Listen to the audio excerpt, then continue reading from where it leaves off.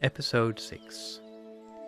Even after listening to this history, King Brahmadatta remained adamant that the taste of human flesh is supreme, a taste to which no other meat could compare. He said that if he wasn't allowed to eat it, his life would surely end. "Ask anything else, but don't forbid me from eating human flesh," said the king. The minister knew the king was addicted to the taste, to the point he had been blinded to his own cruelty, to the point he would rather lose his family and his people than stop. The minister thus told of another incident in the past to shock the king out of his addiction, telling about a wealthy family who had only one son, and everyone in the family strictly observed the 5 precepts, allowing them to live together happily. But later the family happiness was interrupted by a group of the son's friends who drank alcohol. One day the friends conspired to get the rich son addicted to alcohol as a ploy to get enough money to drink alcohol free for the rest of their lives. The friends disguised strong spirits as a container of lotus nectar. They also took along a leaf cup of milk. When everything was ready, they invited the wealthy son to celebrate a festival by going on a boat trip in the forest with them.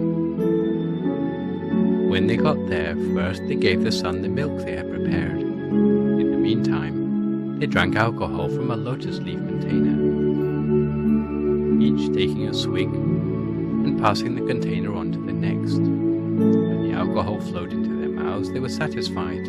They plugged the hole and passed it on so that the others could drink it.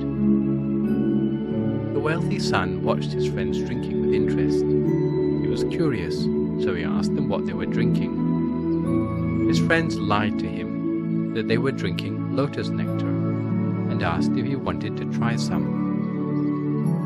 When he consented, they handed him the container. The wealthy son accepted the container and tried a little out of curiosity.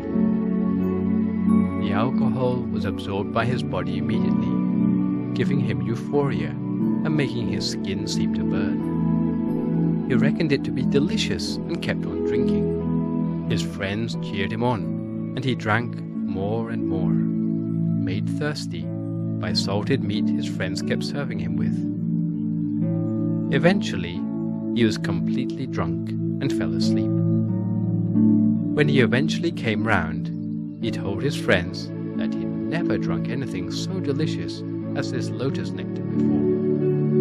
Next time, could they bring more for him to drink? They agreed immediately, seeing their plan was working. The more the boy drank it, the more he unwittingly became addicted. He did not even know it was alcohol. All he knew was that his friends called the drink lotus nectar.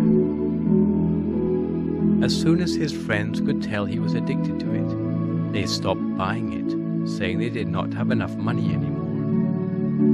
The wealthy son could not see through their deception. He told them not to worry, and that all the drinks would be on him. Cost would be no object. He'd pay whatever was necessary. Consequently, he had to start asking for money from his father more frequently. When his father asked the reason, he'd say it was money to buy lotus nectar. His father believed him in the beginning, because he'd never seen his son drunk. He also thought that lotus nectar was good for their health, so he paid up willingly. Only later did he find out that lotus nectar was in fact alcohol, and that his son had become an alcoholic. Apart from breaking the 5th precept, he'd been telling his father lies too, thus breaking the 4th precept as well. When the demands for money started to become more extravagant, the father became more suspicious, and he had someone follow his son. When he found out the whole truth, he felt remorse. He did not know who to blame. He thought that he had established his son in good behavior, but his son had rebelled. He wondered if he had not been strict enough in warning his son about the perils of the vices. If he hadn't been specific enough, he might also be partially to blame. So he summoned his son and chastised him, saying, "Son, do not do this again. Alcohol is not a good thing. It is not appropriate for someone like you to drink, because you are the son of a wealthy man. If you do this, there is a risk that the family will lose its reputation. Then it will not be long at all before all our wealth is gone." The son argued, "These little expenses hardly dent our wealth. We have so much wealth, and more will come in its place. I do not see any harm in drinking alcohol. Father, you never drank it, so you do not know how good it is. If you ever tried it, you would like it too." The father was at his wit's end and gave his son an ultimatum. "If you cannot quit drinking it by tonight, you will be banished from this house, and I will never want to see your face again." He paid no heed to his father's warning and answered back, "I can leave if you want, but I won't stop drinking. All my friends drink. I'll go and live with them instead. I have no reason to listen to your moralizing." The son gathered together his possessions, going to live with one of his friends.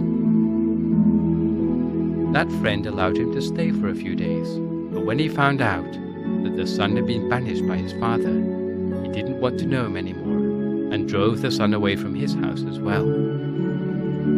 His other friends treated him in the same way. When they realized he was no longer their passport to free drinks, they no longer wanted him in their homes. The son was without a leg to stand on. He knew his father wouldn't take him back, so he lived on the street as a beggar. He used his earnings from begging to buy alcohol until he became emaciated and starved to death. He died destitute, without family or friends, because of the poison of alcohol. The minister concluded, "Your Majesty, for the same reason, you need to refrain from eating human flesh.